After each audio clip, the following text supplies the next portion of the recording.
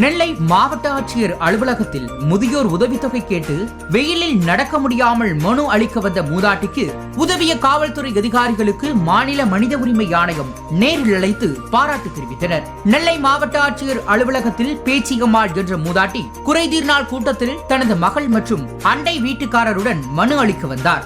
வெயிலின் தாக்கம் தாங்க முடியாமல் மூதாட்டி ஆட்சியர் அலுவலக நடைபாதையிலேயே அமர்ந்து இருந்தார். இதனை கண்ட காவல்துறை ஆய்வாளர் ஹரிஹரன் மற்றும் உதவி ஆய்வாளர் துரைபாண்டியன் ஆகியோர் மூதாட்டிக்கு மதிய உணவு வாங்கி கொடுத்து பிரச்சனை தொடர்பாக உயரதிகாரிகள் வரை எடுத்துரைத்து வீட்டிற்கு செல்வதற்கு ஆட்டோ ஏற்பாடு செய்து கொடுத்ததுடன் கையில் வழி செலவிற்கு பணம் கொடுத்து அனுப்பியுள்ளனர். நெல்லை அமைச்சர் தங்கம் தென்னரசு நேரடியாக மாவட்ட ஆட்சியருக்கு இந்த விவகாரம் தொடர்பாக தொடர்பு கொண்டு மூதாட்டிக்கு தேவையான உதவிகளை செய்ய அறிவுறுத்தினார். இதையடுத்து அரசு அதிகாரிகள் முதியோர் பேச்சியம்மாளின் வீட்டிற்கு சென்று முதலுதவி தொகை கிடைப்பதற்கான நடவடிக்கைகளையும் செய்து தருவதாக உறுதியளித்தனர். இந்நிலையில் இந்த விவகாரம் தொடர்பாக அறிந்த மாநில மனித உரிமை ஆணையம் 2 காவல்துறை அதிகாரிகளையும் பாராட்டியதுடன் நெல்லையில் நடைபெறும் மனித உரிமை ஆணைய முகாம் அலுவலகத்திற்கு அதிகாரிகளை வரவழைத்து ஆணைய உறுப்பினர் கண்ணதாசன் மூதாட்டிக்கு மனிதநேயத்துடன் உதவிய காவல் ஆய்வாளர் ஹரிஹரன் மற்றும் உதவி ஆய்வாளர் துரைபாண்டியன் ஆகியோருக்கு நேரில் சால்வை அணிவித்து பாராட்டுக்களை தெரிவித்ததுடன் நற்சான்றிதழ்களை வழங்கி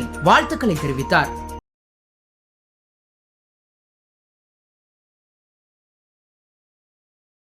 இதுபோன்ற வீடியோக்களை உடனுக்குடன் காண தொடர்ந்து இணைந்திருங்கள் வசந்த் நியூஸுடன்.